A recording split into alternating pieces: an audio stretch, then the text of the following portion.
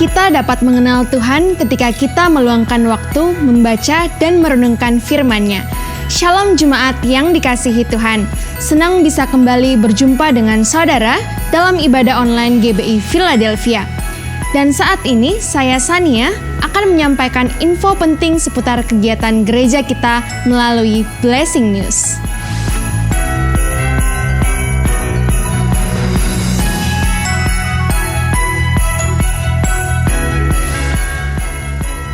Kami mengucapkan terima kasih atas pelayanan Evangelis Haryanto Kandani dalam ibadah online GBI Philadelphia hari ini. Tuhan Yesus memberkati. Jangan lewatkan ibadah malam Natal online pada tanggal 24 Desember dengan tema Christmas at Home, A Night of Worship and Fellowship, dan rayakan Hari Natal Saudara bersama GBI Philadelphia Blessing Family pada tanggal 25 Desember 2020 dalam ibadah online Natal bagi semua yang dapat diakses sepanjang hari mulai pukul 7.30 di channel Media Pustaka Berkat. Keduanya akan dilayani oleh Bapak Gembala Pastor Yusak Handoyo dan Pastor Kevin Handoyo. Untuk Anda teens dan youth di Makassar, Surabaya, Kendari, Manado, dan keluarga besar Aku Muda di 16 provinsi, kita akan mengadakan Natal bersama di Aku Muda online via Zoom dengan tema Natal bagi semua. Yesus lahir untuk kita semua bersama Pastor Kevin Handoyo. Pada tanggal 23 Desember 2020 pukul 19.45 waktu Indonesia Tengah. Dapatkan ID meeting dan passcode Zoom di Instagram Aku Muda Indonesia @akumudaindonesia. Jangan lewatkan ibadah online Minggu tanggal 20 Desember 2020 yang akan dilayani oleh Pastor Jose Carroll. Ibadah ini disertai perjamuan kudus. Bagi saudara yang rindu untuk menabur bagi pekerjaan Tuhan, dapat menyalurkannya melalui rekening berikut ini. Bank BCA Cabang Makassar atas nama GBI Philadelphia. Untuk persembahan mingguan operasional umum dan misi di nomor 025 068 1038. Untuk perpuluhan di nomor 025 068 0988. Dan untuk pembangunan di nomor 025 068 0996. Berilah dengan penuh sukacita, sukarela, dan dengan penuh ucapan syukur. Tuhan Yesus memberkati. Untuk mendapatkan informasi selanjutnya mengenai kegiatan gereja kita, dapat saudara lihat di official Instagram account @GBI Philadelphia Blessing Family, @StarKids Ayomi Philadelphia, @Teens Church Philadelphia, dan @Youth Church Philadelphia. Sekian Blessing News minggu ini. Terima kasih atas perhatian Bapak, Ibu, Saudara, dan sampai jumpa pada Blessing News berikutnya.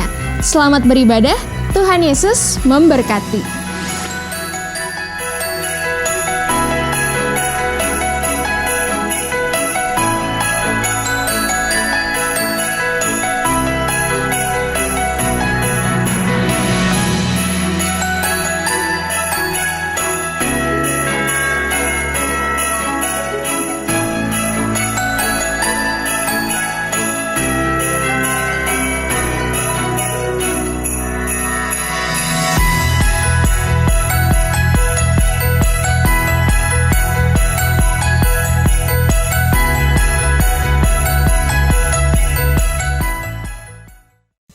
Puji nama Tuhan. Shalom Bapak Ibu Saudara. Shalom. Mari sebelum kita mulai ibadah pada hari ini, kita persiapkan hati. Kita mau menyembah Yesus Raja di atas segala Raja. Amin. Mari tundukkan kepala, kita berdoa.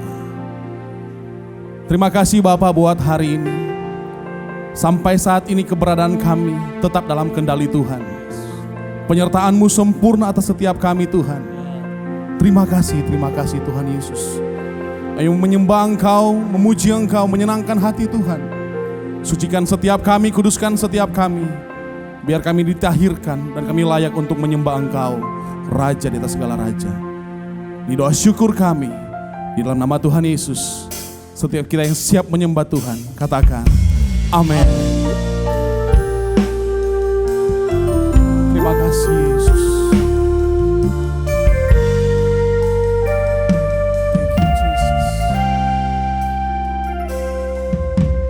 Betapa dahsyat Engkau Tuhan, pencipta segala yang ada,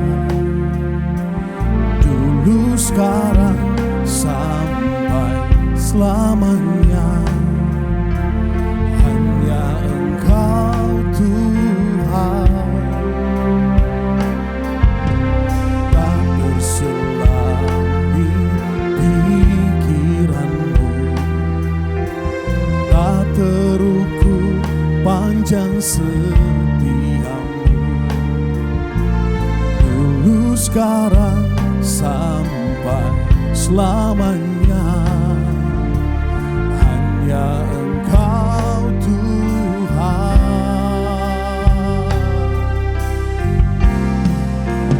Ku sembah Engkau Yesus, hanya Engkau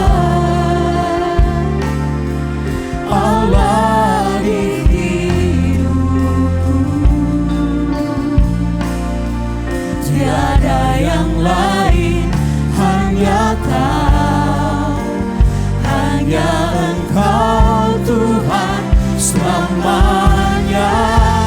Kau tetap Allah, walau dunia semua bergoncang. Kau tak berubah, Kau tak berubah, Kau tetap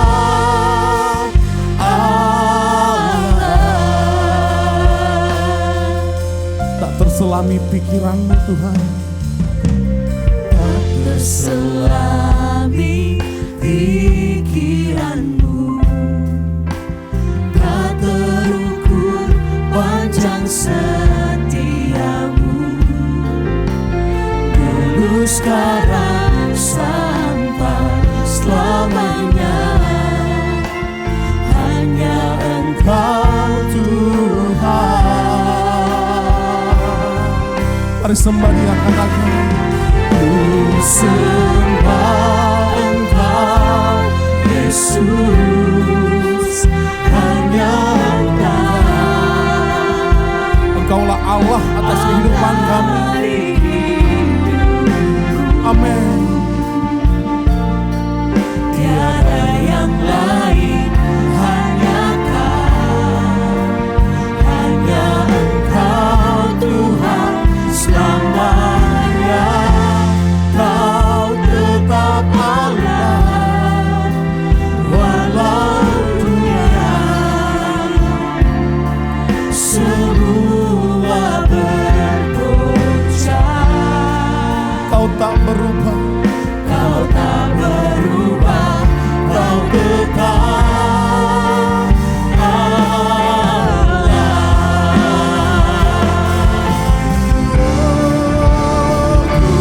sembah Engkau Yesus, hanya Engkau Allah di hidupku. Tiada yang lain, tiada yang lain, hanya Engkau Tuhan selamanya. Kau tetap Allah, walau dunia semua bergoncang. Kau tak berubah, Kau tak berubah, Kau tetap Allah, Kau tetap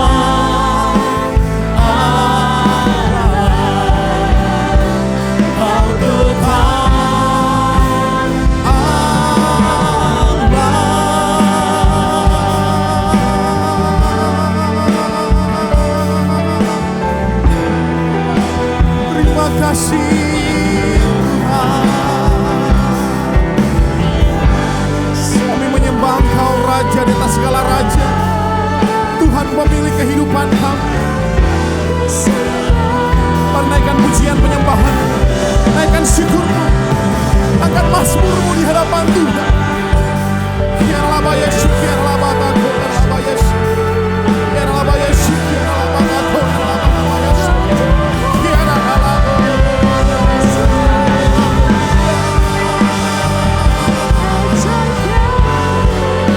Kami menyembah Allah yang benar, menyembah Allah yang perkasa, Allah yang tak tergoyahkan.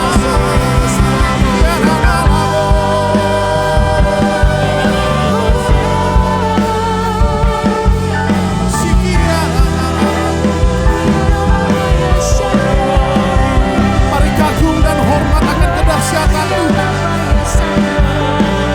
Terima kasih.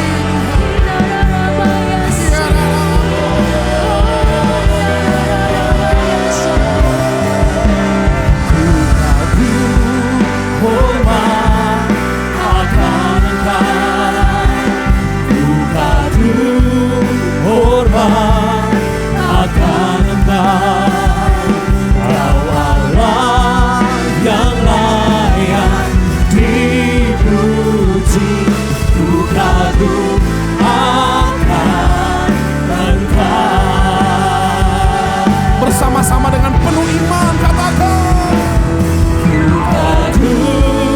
hormat akan Engkau,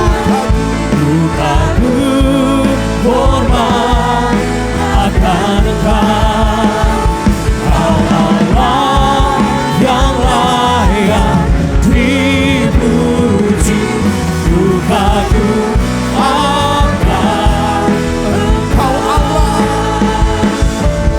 Allah yang layak dipuji, dukaku akan. Sekali lagi katakan, Kau Allah Yang layak dipuji, dukaku akan Engkau. Kita berikan tepuk tangan sorak-sorak hanya bagi Yesus Raja, Tuhan Juru Selamat dalam kehidupan setiap kami. Kami siap memuji Engkau Tuhan. Di dalam nama Tuhan Yesus, setiap kita yang siap memuji Tuhan, sama-sama katakan amin. Amin. Mari bersama-sama kita bangkit berdiri, kita kasih tepuk tangan yang paling meriah bagi Tuhan. Engkau telah ubahkan ratapan kami menjadi tari-tarian, dan kami akan bersuka menyanyikan hidup pujian bagimu.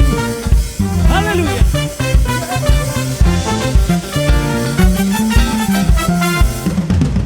Kau telah ubahkan ratapanku ini menjadi tarian, ku kan bersuka nyanyikan hidupku. Kau telah ubahkan, kau telah ubahkan ratapanku ini menjadi tarian, ku kan bersuka nyanyikan hidup pujian. Mari kita menari bagi Tuhan kita. Haleluya. Di dalam kesesakan Kau beri kelegaan, di dalam kesedihan Kau beri penghiburan. Kasih-Mu tak menyingkirkan segala kehidupan. Fajar pagi pun merekah, membawa damai dan sukacita. Kau telah ubahkan ratapanku ini menjadi tarian, ku kan bersuka nyanyikan hidupku. Kau telah ubahkan ratapanku ini menjadi tarian, ku kan bersuka nyanyikan hidup pujian. Amarahmu amarahmu hanya sekejap saja, namun kemurahanmu dalam hidupku sepanjang masa. Kau telah ubahkan ratapanku kini menjadi tarian. Ku kan bersuka. Mari sekali lagi kita menari bagi Tuhan. Kau telah ubahkan ratapanku kini menjadi tarian. Ku kan bersuka nyanyikan kidung pujian, nyanyikan kidung pujian, nyanyikan kidung pujian. Sebab Engkau baik. Sekali lagi tepuk tangan yang paling dahsyat dan meriah bagi Tuhan. Haleluya. Terpujilah nama-Mu Tuhan. Surga lupakan yang telah lalu, mengarah pada tujuan, dengan mata memandang Tuhan Yesus. Bertanding sampai menang, berlari sampai akhir, tanggalkan semua dosa yang merintangi. Ku mau setia dan panggilanmu, sebab Kau sanggup menjaga langkahku. Pada janji-Mu ku percaya, Kau kan sempurnakan pekerjaan-Mu dalamku. Kami percaya Tuhan. Haleluya.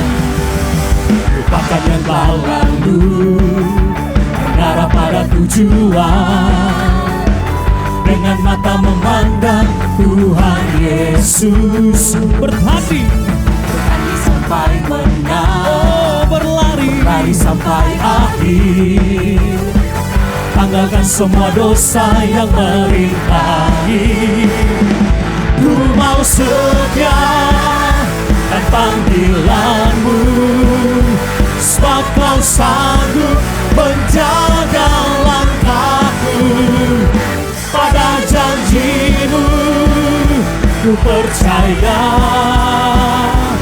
Kau kan sempurnakan pekerjaan-Mu. Kau yang berada di rumah lambaikan tangan saudara. Ku mau setia dan panggilan-Mu, sebab Kau sanggup menjaga langkahku. Pada janji-Mu ku percaya, Kau kan sempurnakan pekerjaan-Mu dalamku, dalamku, dalamku. Sorak-sorai Tuhan yang terbaik hanya bagi Tuhan Yesus saja. Terima kasih Tuhan. Terima kasih Tuhan Yesus. Thank you Lord. Thank you Jesus. Kemanapun kami pergi, kami tenang di dalam Engkau Tuhan. Sebab Engkau Allah yang menuntun langkah kehidupan kami.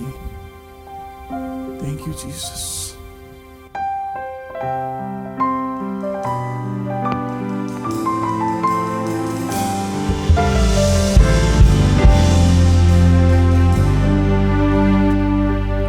Tenanglah kini hatiku, Tuhan memimpin langkahku di tiap saat dan kerja. Tetap ku rasa tangannya, Tuhanlah yang memimpinku, tanganku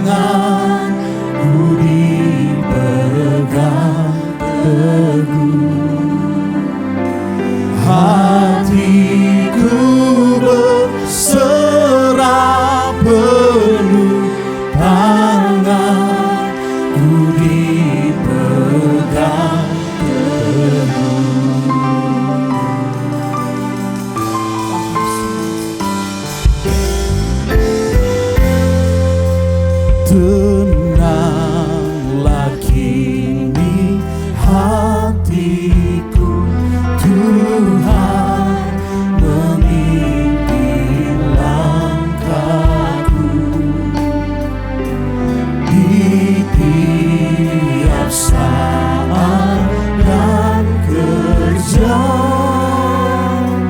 Tetap ku rasa tangannya,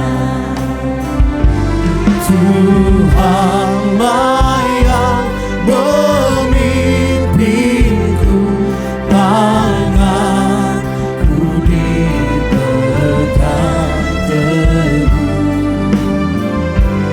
hatiku berserah penuh, tanganku dipegang teguh.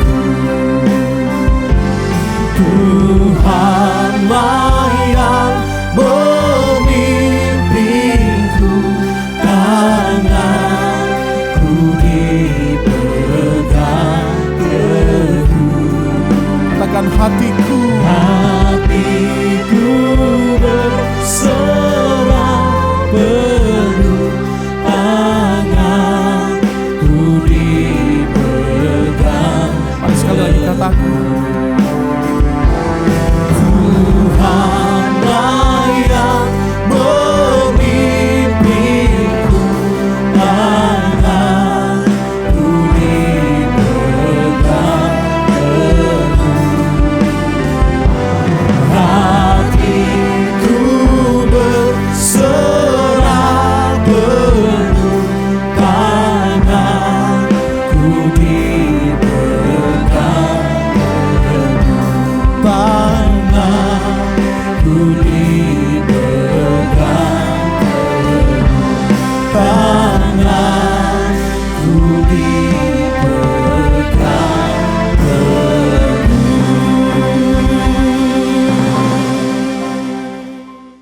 Shalom Bapak Ibu Saudara, kita senang sekali bisa berkumpul lagi dan beribadah bersama-sama dalam ibadah online. Pada kesempatan ini saya akan berbagi mengenai stress management. Kenapa stress management itu penting? Karena inilah tantangan yang dihadapi orang-orang zaman sekarang. Ada begitu banyak orang mengalami yang namanya stres, dan oleh karena itu kita perlu mengelola stres dengan bijaksana. Mengelola stres tentunya dengan tepat, karena ada banyak sekali akibat buruk dari stres, seperti konsentrasi berkurang, menjadi susah tidur, gairah seks menurun, bahkan emosi menjadi labil, serta beberapa orang seringkali semangat hidupnya berkurang, kesehatan bisa terganggu, dan ada orang-orang yang sering merasa hidup ini tidak ada harapan. Karena stres punya dampak yang sangat buruk dalam kehidupan ini, maka kita perlu selalu mengelolanya. Karena stres itu bisa dihadapi dan dialami oleh siapa saja. Bahkan stres itu adalah sebuah respon alamiah dari tubuh dan jiwa kita, yang pemicunya bermacam-macam. Ada yang pemicunya mungkin karena ketidakmampuan seseorang menghadapi masalah dalam kehidupannya. Ada juga pemicunya karena kehidupan yang tidak seimbang, atau mungkin deadline kerja, atau mungkin beban-beban yang menumpuk baik dalam kehidupan ataupun pekerjaan. Ada juga karena tekanan lingkungan, ya, juga bisa karena konflik ataupun kelelahan serta kecemasan yang berlebihan. Itu adalah faktor eksternal yang seringkali memicu stres dalam kehidupan seseorang. Dan bagaimana cara kita menyikapi, bagaimana cara kita meresponi atau mengartikan suatu kejadian dalam kehidupan ini, itu sangat menentukan hasilnya. Bagaimana kita melalui sebuah yang namanya stres. Karena stres akan makin parah ketika kita mengartikan segala sesuatu secara negatif dalam kehidupan ini. Dan kita perlu tahu bahwa semua orang bisa mengalami stres. Anak muda, ya, anak sekolah mungkin stres dengan ujiannya, dengan mungkin tantangan-tantangan, beban-beban yang diberikan oleh gurunya. Tapi orang tua juga punya stresnya masing-masing, ya, dalam ekonomi, ya, di dalam pekerjaan, dalam kehidupan. Bahkan kita bisa tahu bahwa orang kaya, orang miskin ngalami stres, ya. Bahkan pendeta juga bisa ngalami stres. Bahkan nabi pun di Alkitab kita bisa lihat nanti bahwa mengalami juga yang namanya stres. Kita lihat sama-sama di 1 Raja-Raja 19 ayat 4. Kita lihat bagaimana Nabi Elia juga sempat stres. Kalau kita tafsirkan ini, dia mengalami situasi yang mungkin tidak nyaman buat dirinya. Kita lihat di ayat 4 dikatakan, tetapi ia sendiri masuk ke padang gurun sehari perjalanan jauhnya, lalu duduk di bawah sebuah pohon arar. Kemudian ia ingin mati, katanya. Cukuplah itu sekarang ya Tuhan, ambillah nyawaku sebab aku ini tidak lebih baik daripada nenek moyangku. Lihat, tragis ya. Tadi padahal barusan dia memenangkan pertempuran melawan Nabi Baal. Tapi setelah itu dia rasanya pengen mati, rasanya depresi, rasanya frustasi. Dan itulah yang terjadi, semua orang bisa stres. Bahkan daya tahan pria dan wanita tentu berbeda-beda dalam menghadapi stres. Saya mau bertanya, kira-kira pria atau wanita yang lebih mudah stres? Nah, biasanya kalau saya bertanya seperti ini, yang wanita bilang, wah pria tuh lebih gampang stres. Kalau yang pria bilang, enggak, wanita tuh stres. Oke, kita pakai fakta aja ya. Fakta, saya nggak tahu benar atau enggak, Anda yang cek kebenarannya ya. Katanya kalau wanita suaminya meninggal, biasanya masih bisa bertahan hidup selama 20 tahun. Wow. Sedangkan pria saat istrinya meninggal, biasanya nggak lama ikut meninggal. Kalau nggak menikah lagi katanya ya, nggak tahan gitu ya. Nah, bahkan kalau lihat pria di PHK yang biasa berjuang itu cari nafkah istrinya gitu ya. Kadang-kadang ada pria yang udah tidur aja, udah bingung, merokok, udah nggak tahu mau ngapain gitu ya. Bahkan saat perceraian pun kadang-kadang ya, anak itu lebih ikut ibunya daripada bapaknya. Tapi kita nggak bisa generalisasi ya. Jadi kembali lagi, setiap orang pasti beda-beda. Tetapi personality orang pun bisa mempengaruhi responnya terhadap stres. Memang dalam hidup ini ya, ada tipe itu peresah, ada juga tipe yang penggembira lah kalau kita katakan ya. Jadi kalau peresah ini lebih mudah stres, apa-apa cemas, apa-apa dipikirin detail ya, apa-apa jadi ribet gitu ya. Dan saya lihat teman-teman saya yang peresah itu kelihatan ciri-cirinya ya, biasa bawa tas gede gitu, isinya apa? Ada minyak kayu putih, ada suplemen, ada misalnya herbal lah, obat ya, bawa tisu ini, tisu itu, wah macam-macam perkakasnya. Kalau kita tanya buat apa? Jaga-jaga gitu ya. Nah, jadi kalau pergi retret kadang-kadang cuma semalam 2 malam, bawa 2 koper, peralatannya lengkap banyak, walaupun bajunya juga nggak semua dipakai, tapi dia selalu pikir jaga-jaga. Dan biasanya udah 1 minggu sebelum udah di checklist apa aja yang dibawa. Tapi saya ketemu juga ada teman saya tuh penggembira banget, easy going ya. Kalau yuk ke puncak yuk, makan sate yuk, udah langsung pergi. Kadang-kadang retret pun cuma modal bawa apa? Bawa kantong kresek gitu ya. Wah, karena dia tahu mungkin tipe peresah sudah bawain. Nanti sebentar, pinjam dong odolnya. Ada obat sakit kepala nggak? Kalau bisa pinjam dong baju dalamnya gitu. Wah, jadi dia tahu si ada yang bawain gitu ya. Tipe peresah dia mah easy going banget gitu ya. Jadi apa-apa kadang-kadang beda personality juga beda respon terhadap stres. Nah, hari ini saya mau membahas bagaimana Anda dan saya bisa mengelola stres dengan efektif. Ada 3 hal. Yang pertama adalah kita perlu memiliki kesadaran diri yang tinggi. Kenapa? Saat kita mulai stres, segera identifikasi ya, pemicunya apa. Tingkatkan kesadaran diri kita. Apa sih yang sebenarnya sedang terjadi pada diri saya dan Anda? Dan jangan mudah selalu mengartikan segala sesuatu dengan kata stres. Nah, kebanyakan orang terlalu cepat mengartikan segala sesuatu dengan kata stres. Nah, jadi apa-apa, aduh stres nih di jalan. Ingat, apakah benar stres di jalan? Atau kalau mungkin kita punya kesadaran diri, mungkin sebenarnya kita sedang lelah dalam perjalanan yang macet. Kalau lelah, mungkin habis melalui perjalanan kita butuh istirahat dan bisa pulih. Jadi jangan apa-apa langsung bilang stres nih. Ada lagi yang bilang, aduh stres nih, stres lihat pasangan saya, stres nih lihat suami atau istri saya. Apakah benar kita stres menghadapi pasangan kita? Atau mungkin kita cuma jengkel? Atau mungkin kita kesel, kita marah? Solusinya mungkin jauh lebih mudah. Kita mengampuni, kita memaafkan, kita mengerti pasangan kita. Ya, jadi jangan apa-apa langsung bilang kata stres dulu. Nah, ada lagi, stres nih dengan ekonomi saya. Oke. Apakah benar stres? It's okay. Kalau benar-benar stres ya kita cari solusinya, kelolanya gimana. Atau mungkin kita cuma khawatir hari esok. Mungkin kita perlu mengatur budgetin anggaran yang lebih baik. Jadi intinya tingkatkan kesadaran diri kita. Jangan segala sesuatu karena kita nggak punya kata yang lain kita bilang stres. Saya pernah sharing dan saya bertanya di acara itu, di event itu banyak Orang tua yang mungkin sudah berusia 50-an, 60-an tahun. Ataupun yang sedang mendengarkan, kalau usia Anda 50-60 tahun, tolong jawab. Ya, saya bilang om, tante, misalnya opa, oma, dulu sering nggak di era tahun 50-an misalnya dengar kata stres? Banyak lo bilang enggak, jarang dipakai kata stres. Karena jarang dipakai kata stres mungkin, maka orang juga jarang ngerasa stres. Karena kita akan sulit merasakan apa yang kita tidak ketahui. Kalau sekarang kan bukan lagi stres, galau. Waduh, gabut nih, galau nih, banyak istilah. Makanya dikit-dikit, kenapa lo? Galau. Kamu kenapa? Aduh, galau nih. Jadi lihat, kata galau sering dipakai, maka banyak orang galau. Coba, ayo, saya mau tanya Bapak Ibu, ada nggak pernah mengalami perasaan, bukan stres ya, cheer-cheer? Ayo, ada nggak yang pernah mengalami cheer-cheer? Nggak tahu kan? Saya juga nggak tahu, saya cuma asal sebut aja. Karena kita nggak tahu itu apa cheer-cheer, kita nggak bisa merasakan cheer-cheer. Artinya apa? Jangan mudah segala sesuatu dimaknai dengan kata stres. Ya, tingkatkan kesadaran diri kita. Karena semakin kesadaran kita akan stres meningkat, maka akhirnya kita juga merasa selalu hidup kita stres. Jangan suka mendramatisir sesuatu keadaan atau masalah. Karena itu akan membuat kita makin merasa tidak nyaman. Seseorang yang merasa stres akan sulit memandang sesuatu secara proporsional.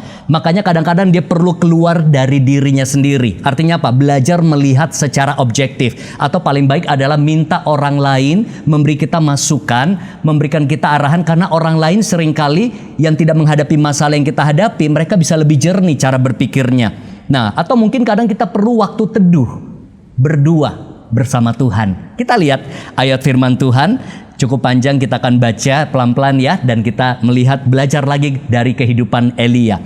1 Raja-Raja 19 ayat 5 sampai 8. Jadi lanjutannya ya. Sesudah itu ia berbaring dan tidur di bawah pohon arar itu. Tetapi tiba-tiba seorang malaikat menyentuh dia serta berkata kepadanya, "Bangunlah, makanlah." Ketika ia melihat sekitarnya, maka pada sebelah kepalanya ada roti bakar. Wah, roti bakar dikasih ya. Dan sebuah kendi berisi air, lalu ia makan dan minum, kemudian berbaring pula. Tetapi malaikat Tuhan datang untuk kedua kalinya dan menyentuh dia, serta berkata, "Bangunlah, makanlah, sebab kalau tidak perjalananmu nanti terlalu jauh bagimu." Maka bangunlah ia, lalu makan dan minum, dan oleh kekuatan makanan itu ia berjalan 40 hari 40 malam lamanya sampai ke gunung Allah, yakni gunung Horeb. Lihat ya, malaikat datang kunjungi Elia, bukan bilang, Elia berdoa, ayo bersyafaat, ayo puasa. Bukan berarti itu nggak penting ya. Tapi ada kalanya yang saat itu dibutuhkan Elia adalah makan, istirahat, recover. Mungkin dia sudah pelayanan, sudah capek, sudah burn out. Dia butuh istirahat secara fisik, dia butuh recover secara mental, dan recover spiritual dia. Jadi kalau kita punya kesadaran diri yang tinggi, kita tahu untuk stres ini, untuk situasi ini, apa yang aku butuhkan. Nah, jadi lihat ya, bahkan di situ dikatakan apa? Dengan kekuatan makanan itu ia berjalan 40 hari 40 malam lamanya. Bukan dikatakan karena kekuatan doanya, mesbah keluarganya, puasanya. Penting, saya nggak katakan nggak penting saudara. Tapi dalam konteks ini, yang Elia butuhkan, dia butuh makan. Dia butuh istirahat supaya bisa melanjutkan perjalanan dalam kehidupannya. Dalam mengatasi stres, kadang-kadang kita perlu memahami, perlu sebuah keseimbangan hidup. Ya, keseimbangan hidup. Dan kita lanjut ya, langsung lompat ayat 11 ya. Lalu firman-Nya, keluarlah dan berdiri di atas gunung itu di hadapan Tuhan. Maka Tuhan lalu, angin besar dan kuat yang membelah gunung-gunung dan memecahkan bukit-bukit batu mendahului Tuhan. Tetapi tidak ada Tuhan dalam angin itu. Dan sesudah angin itu datanglah gempa. Tetapi tidak ada Tuhan dalam gempa itu. Dan sesudah gempa itu datanglah api. Tetapi tidak ada Tuhan dalam api itu. Dan sesudah api itu, perhatikan, datanglah bunyi angin sepoi-sepoi basah. Ini bicara sebuah keteduhan. Dalam ketenangan, dalam sepoi-sepoi, disitulah Tuhan hadir. Segera sesudah Elia mendengarnya, ia menyelubungi mukanya dengan jubahnya, lalu pergi keluar dan berdiri di pintu gua itu. Maka datanglah suara kepadanya yang berbunyi, "Apakah kerjamu di sini, hai Elia?" Jawabnya, "Aku bekerja segiat-giatnya bagi Tuhan Allah semesta alam. Karena orang Israel meninggalkan perjanjianmu, meruntuhkan mesbah-mesbahmu dan membunuh nabi-nabimu dengan pedang. Hanya aku seorang diri lah yang masih hidup dan mereka ingin mencabut nyawaku." Saudara, kita lihat Elia berjumpa dengan Tuhan dalam keteduhannya. Saudara, mengambil waktu untuk teduh, untuk berdua bersama Tuhan dalam hadiratnya, itu pelepas stres yang terbaik, saudara. Amin. Dan saya sudah buktikan. Sadari bahwa kita ini butuh Tuhan. Dia tempat penghiburan. Dia sumber kekuatan. Jangan pikul beban Anda sendiri. Saya nggak mau pikul beban saya sendiri. Saya mau serahkan itu kepada Tuhan. Rilis beban-beban hidup ini bersama dengan Tuhan. Dia akan memberikan penyegaran yang baru. Bahkan kalau kita baca di Mazmur 42 ayat 4-9, Mazmur Daud, air mataku menjadi makananku siang dan malam, karena sepanjang hari orang berkata kepadaku, di mana Allahmu? Inilah yang hendak ku ingat. Sementara jiwaku gundah gulana. Kalau bahasa gaul sekarang galau ya. Gundah gulana, stres, Daud stres ya. Nah, bagaimana aku berjalan maju dalam kepadatan manusia, mendahului mereka melangkah ke rumah Allah dengan suara sorak-sorai nyanyian syukur dalam keramaian orang-orang yang mengadakan perayaan.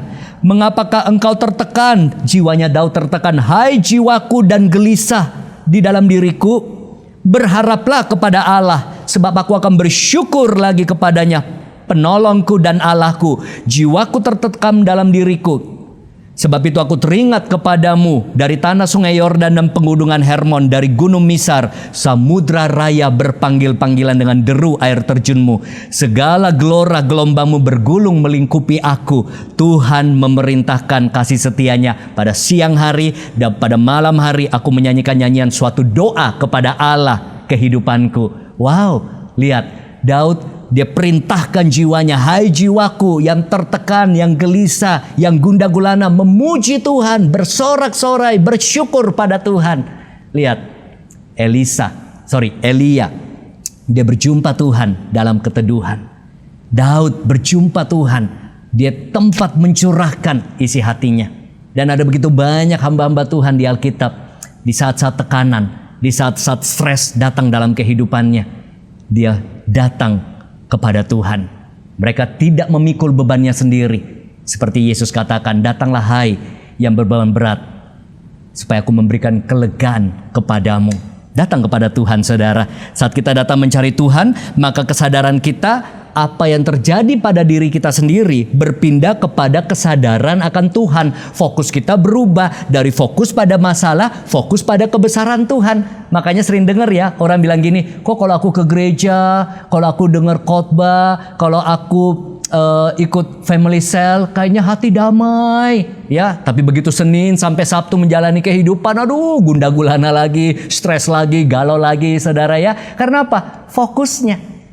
Kenapa kita rasa damai? Karena ketika kita di ibadah, kita gereja, fokus kita terpusat pada kebesaran Tuhan. Kita memuji, kita dengar firman, kita bersyukur. Tuhan lebih besar kelihatannya dari masalah kita. Masalahnya ketika kita keluar dari gedung gereja, atau mungkin setelah ibadah online selesai, saudara ya, kita jalani lagi kehidupan, kita lihat lagi krisis, kita lihat tantangan, kita lihat beban tugas yang berlebihan, stres lagi, saudara. Makanya jaga fokus kita selalu terarah kepada Tuhan ya, pegang janji-janjinya.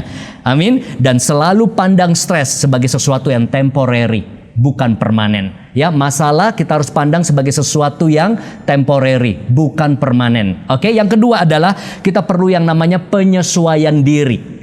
Saat stres datang, kita harus mudah menyesuaikan diri sehingga kita tidak tenggelam di dalamnya. Coba bayangkan orang yang lagi surfing ya.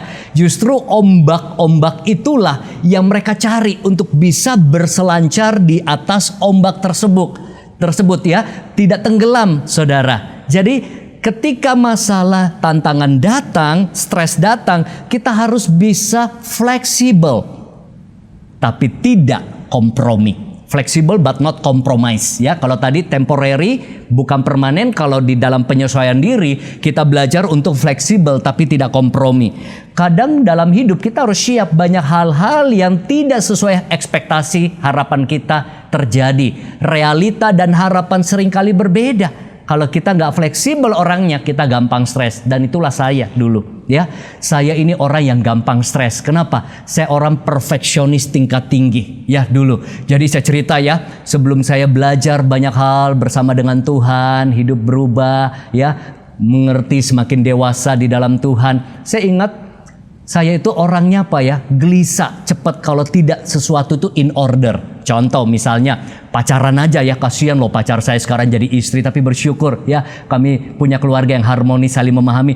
Dia naik mobil saya lagi dating ya, saya lihat aja begini dari atas sampai bawah, bisa nangis loh dia. Kenapa? Bukan urapan saya kuat gitu ya, saya bisa lihat dengan wajah tidak puas. Saya tahu blush on-nya tidak rata.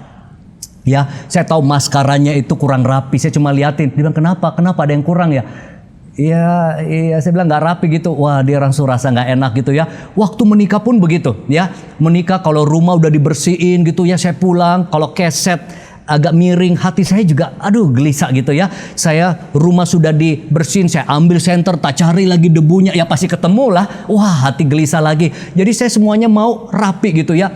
Yang kasihan dulu istri saya ingat kita makan, di meja makan itu piringnya warna lain, gelasnya warna lain. Saya tegur, beli piring sama gelas nggak boleh kayak begini. Beli itu 1 lusin, 2 lusin itu 1 set, warnanya sama. Saya pengen, dibilang iya murah-murah, lucu-lucu gitu ya.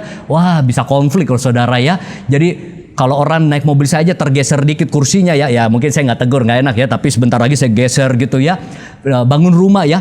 Ada downlight itu kayak lampu ya. Saya sudah pasang semua, tukang sudah pasang. Saya lihat nyembul dikit keluar gini. Wah, saya bilang bongkar semua. Saya bilang saya rela keluar uang lebih. Yang penting hati saya enak lihatnya gitu di dalam gitu ya. Jadi saya kalau pakai misalnya baju coklat, biasanya pakai ikat pinggang coklat, pakai jam tangan coklat, pakai sepatu coklat. Saya suka yang konsisten. Atur lemari juga begitu, batik, kotak-kotak, jas ya, celana bahan, jeans. Jadi kalau kebongkar dikit, aduh hati nggak enak. Zaman dulu ya, misalnya beli handphone ya, terus dipasang anti goresnya, ada gelembung dikit, waduh hati saya juga gelembung rasanya gitu ya. Waduh, buka lagi, ganti lagi deh. Jadi orang seperti ini kayak saya susah dipuaskan. Kalau saya punya staff juga ngerti sekali ya.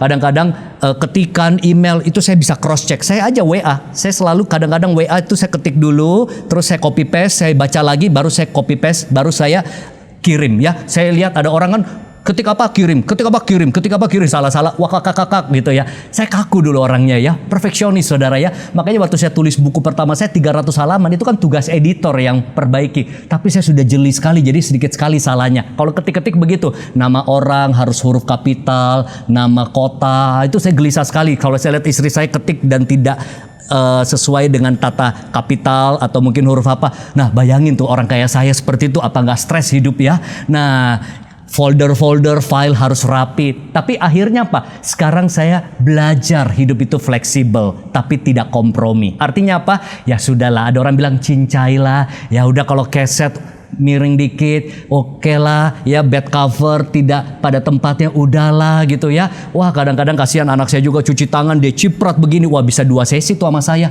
pengajaran gitu ya tentang cara cuci tangan gitu ya. Kalau makan angkat kaki dikit, wah itu bisa pengajaran dari saraf terjepit sampai table manner gitu ya. Berapa kali konflik di meja makan gara-gara saya gitu ya. Karena apa? Karena saya ocehin, saya ngajarin, wah akhirnya mood hilang gitu ya. Dari saya belajar sekarang, oh ya udah, ada hal-hal tertentu kita harus fleksibel tapi tidak kompromi. Kalau hal prinsip tidak kompromi, on time, belajar komitmen, belajar tanggung jawab, janji. Dan akhirnya saya pakai perfeksionis saya sekarang buat apa? Well planning. Jadi kalau orang janji sama saya, schedule, semua pasti saya bisa atur dengan baik. Dan dalam bisnis kami pun juga belajar untuk apa? Selalu memanage segala sesuatu dengan baik ya, memberikan service yang terbaik. Jadi apa?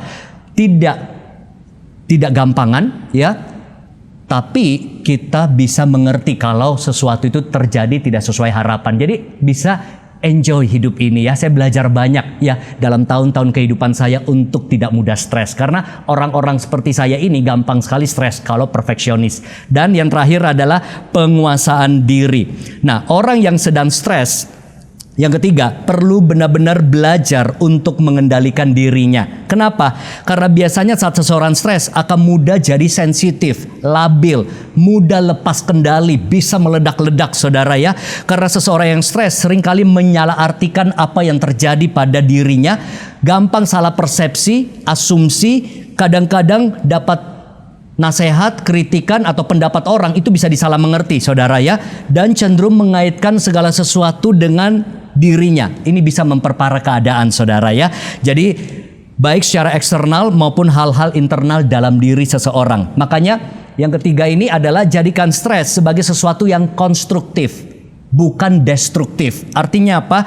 Justru stres kalau dikelola dengan baik bisa jadi sesuatu yang konstruktif atau membangun. Contoh, stres mau ujian, itu membangun sekali motivasi kita untuk persiapan. Ada target kerja, ada target sales marketing, itu bisa menjadi motivasi yang tinggi stres itu untuk kita kejar target. Ya, atau mungkin ada stres di dalam keluarga, itu menjadi sarana untuk kita evaluasi diri, perbaiki diri. Apa sih yang membuat saya sering konflik? Oh, mungkin komunikasi saya perlu diperbaiki. Setiap saya kali ngomong, saya kelepasan, orang lain kerasukan misalnya. Oh, mulut saya ini perlu diperbaiki gitu ya. Jadi kalau kita bisa kelola stres dengan baik, itu menjadi sesuatu yang sangat konstruktif, ya, sangat membangun diri kita. Jadi untuk takaran tertentu orang butuh stres dalam hidupnya. Kalau enggak, hidup itu monoton, flat, boring kalau enggak ada riak-riak atau stres gitu ya.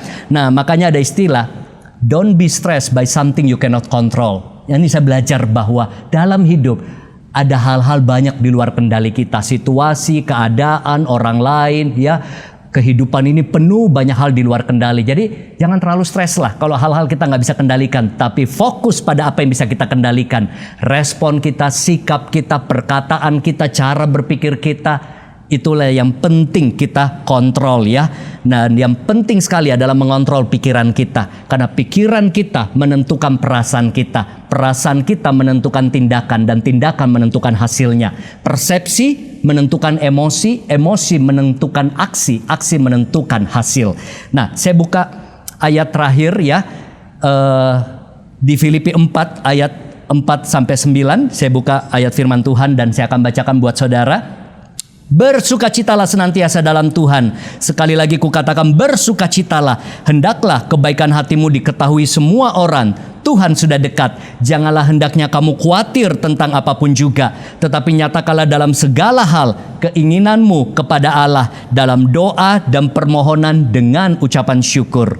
Damai sejahtera Allah yang melampaui segala akal akan memelihara hati dan pikiranmu dalam Kristus Yesus. Saya percaya ini yang kita butuhkan. Damai sejahtera Allah yang melampaui segala akal memelihara pikiran dan hati kita supaya nggak mudah stres saudara. Jadi akhirnya saudara-saudara, semua yang benar, semua yang mulia, semua yang adil, semua yang suci, semua yang manis, semua yang sedap didengar, semua yang disebut kebajikan dan patut dipuji, pikirkanlah semuanya itu. Dan apa yang telah kamu pelajari dan apa yang telah kamu terima dan apa yang telah kamu dengar dan apa yang telah kamu lihat padaku, lakukanlah itu, kata Rasul Paulus, maka Allah sumber damai sejahtera akan menyertai kamu. Saudara, kita belajar. Kita perlu mengontrol diri kita untuk kita bisa sungguh-sungguh ya menghadapi stres, mengelola stres dengan efektif sehingga kehidupan kita sebagai anak-anak Tuhan kita menjadi pribadi-pribadi yang tangguh, pribadi-pribadi yang siap menghadapi stres dengan cara Tuhan kita bisa responi dengan tepat. Jadi saya simpulkan ada banyak akibat buruk dari stres. Dan kita sudah belajar pemicunya, tapi yang terpenting adalah bagaimana kita melakukan yang namanya penyesuaian diri, kita melakukan yang namanya penguasaan diri, dan itu dimulai dengan yang namanya kesadaran diri. Tuhan Yesus memberkati. Mari kita tutup dalam doa. Bapa di dalam surga, berkati setiap jemaat dalam ibadah online ini, biar setiap kami dapat belajar dan terus berkembang bersama-sama untuk bertumbuh menjadi jemaat yang kuat dalam Tuhan. Beri kami terus kekuatan untuk kesanggupan mengelola stres dalam hidup ini dengan cara yang bijak dan tepat. Terima kasih Tuhan. Dalam nama Tuhan Yesus, semua yang diberkati katakan amin. Jemaat yang dikasih oleh Tuhan, mari saja kita berdiri bersama-sama. Di akhir ibadah hari ini, kita percaya bahwa segala perkara dapat kita tanggung dalam Dia yang memberikan kekuatan bagi setiap kita. Dia penolong, Dia sahabat, Dia Tuhan yang setia. Mari katakan bersama-sama. Mari angkat. Segala perkara dapat ku tanggung di dalam Dia yang memberi kekuatan. Tuhan Yesus penolong dan sahabat. Tetap percaya Tuhan setia. Katakan, segala perkara dapat ku tangguh di dalam Dia yang memberi kekuatan. Tuhan Yesus penolong dan sahabat.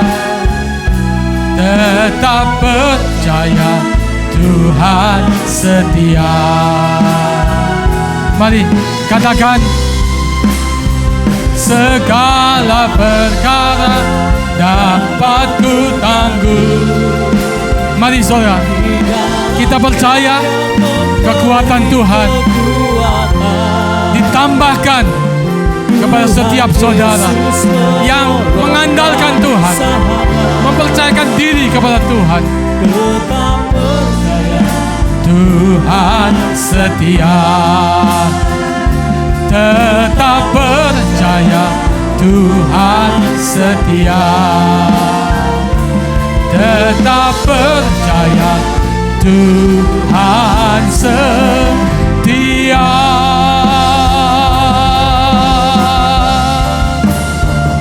Oh, dialah basemaku, dialah basemaku. Oh, dialah basemaku, dialah basemaku.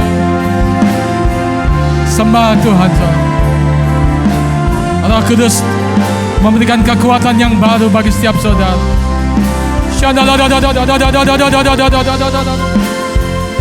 Tuhan memberikan hikmat. Tuhan memberikan jalan keluar.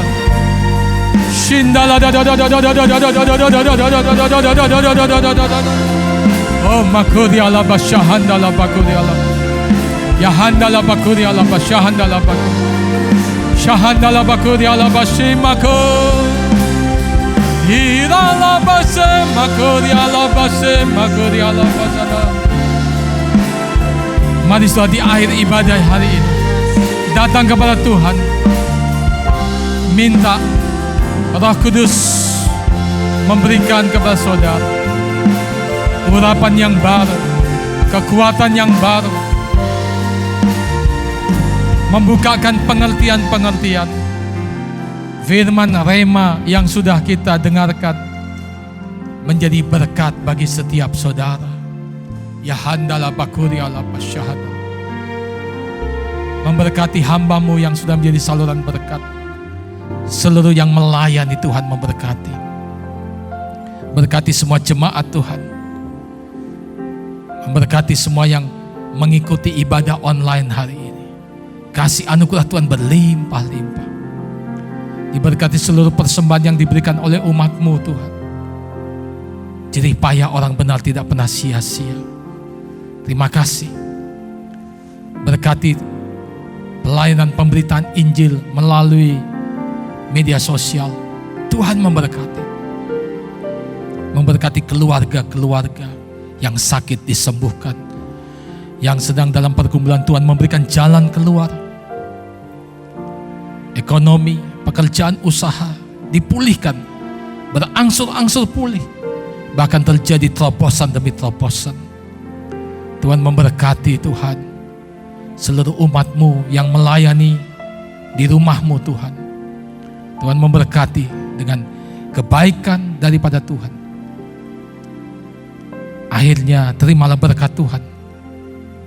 Diberkati saudara dengan kasih anugerah daripada Tuhan yang berlimpah-limpah. Penghiburan kekuatan daripada Roh Kudus. Kasih Kristus yang tidak pernah berkesudahan. Kesetiaannya kekal untuk selama-lamanya. Tetap setia mengasihi melayani Tuhan. Sampai Dia datang untuk kedua kalinya. Sampai setiap kita bertemu dengan Dia dalam kemuliaan surgawi. Dalam nama Tuhan Yesus. Setiap kita yang percaya katakan amin. Tuhan Yesus memberkati.